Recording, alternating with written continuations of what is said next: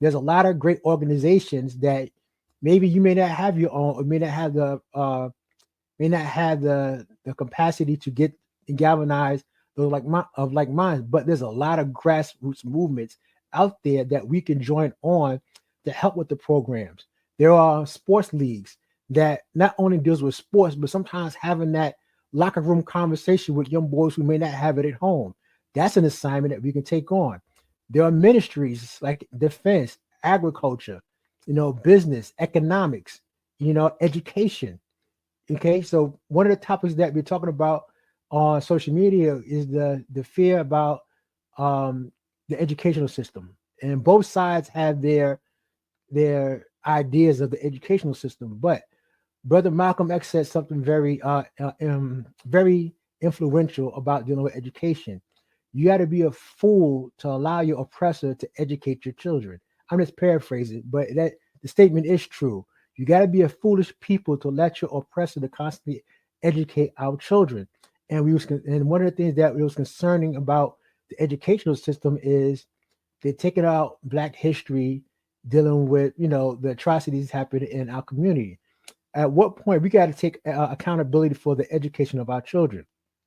We can't rely on the system to educate our children because we're looking at the results. Now, if you look at the history of the Black man and the Black woman and the children of this country, we were robbed of our culture, name, religion, of course, knowledge itself.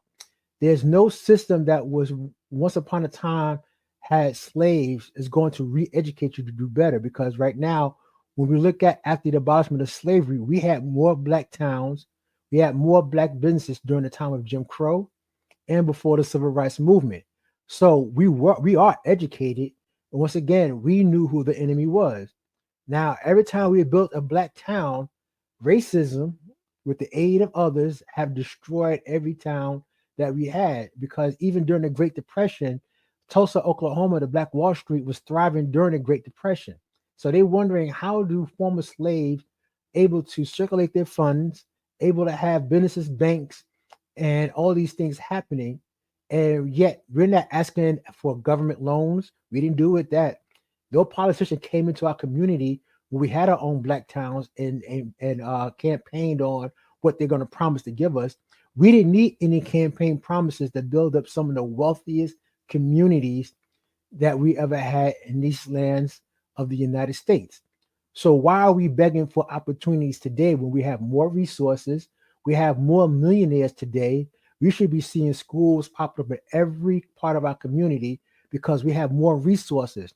But more resources doesn't mean that we have the knowledge of business. Now, the Honorable Minister Louis Farrakhan spoke very diligently about uh, business as warfare. Now, if we're not putting those businesses together, and this is where I say the men have to actually look at, are we walking our post in a perfect manner once again? If we're not creating those businesses or things that we can generate generation wealth, we have no business talking down to a man. We have so much homework to do ourselves, learning economics, finding ways to work with those of like minds, and finding friendships in all walks of life. Now, those key elements are very important to us being successful. And it is a lot of work.